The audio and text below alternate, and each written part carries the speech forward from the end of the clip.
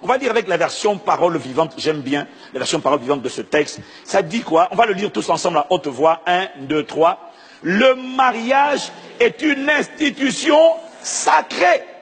Dis avec moi, institution. Que tous, on y va, le respectent et l'honorent comme tel, et que les époux restent fidèles l'un à l'autre, car le jugement de Dieu frappera les débauchés et les adultères. Écoute-moi, un jour ou l'autre, si tu es marié, ou si tu aspires à te marier, ou si tu as été marié, tu auras besoin de cette parole d'aujourd'hui. Même si tu as 12 ans. Est-ce que quelqu'un me suit? Il dit, Dieu jugera, ou le jugement de Dieu frappera les débauchés et les adultères. Dieu jugera les débauchés et les adultères. Dieu jugera les personnes qui n'honorent pas le mariage. Pas les mariés, le mariage. Les personnes qui attaquent l'institution, Dieu les jugera. Donc, celui qui n'a aucun respect pour une institution, n'a aucun respect pour celui qui a institué l'institution.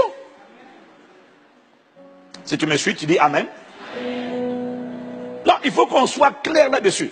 Celui qui n'a aucun respect pour l'institution appelée le mariage, n'a aucun respect pour Dieu qui a institué le mariage. Tu peux dire, moi je crains Dieu et ne pas respecter le mariage. C'est faux, tu te séduis toi-même. Alors maman, pardon.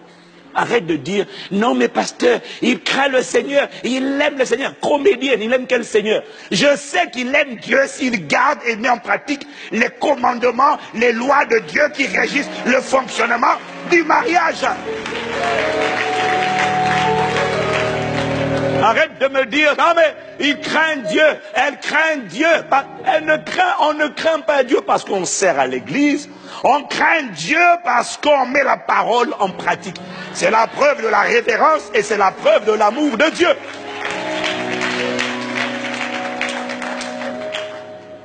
J'ai pas entendu ton amen.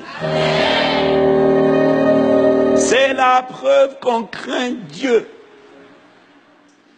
Dis amen.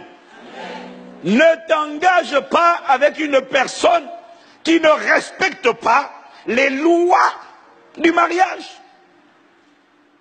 Parce que si elle ne respecte pas les lois du mariage, elle ne respecte pas celui qui a institué le mariage. Et je te fais une promesse.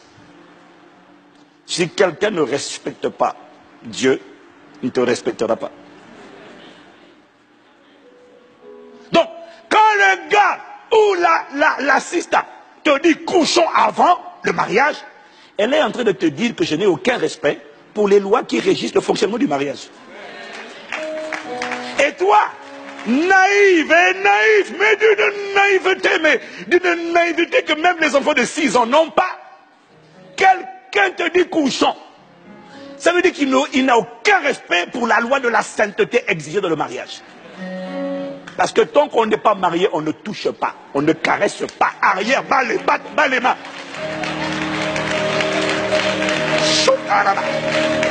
Je t'avais dit. Quelqu'un te dit couchons, tu ne discernes pas que, un, il ne respecte pas Dieu. Et s'il ne respecte pas Dieu, il ne te respectera jamais. Mais toi, il te dit couchons et tu dis, je vais quand même l'épouser. Avec moi, ça va aller. Waouh! Tu sais ce qui se passe? Et la plupart du temps qui pensent sur ça, ce sont les femmes. Piégées par ton instinct maternel. Parce que la femme a une grâce extraordinaire. Elle a un 6e sens. Le 6e sens de la femme lui permet de détecter un intubeur. Une femme qui a été trompée sait qu'elle a été trompée. C'est pas vrai? Elle le sait. Sans même que le gars dise, elle sait. Parce qu'elle a le 6e sens. Le 6e sens là, c'est pour détecter. La plupart des femmes détectent les faux types. Mais, même quand elle a détecté,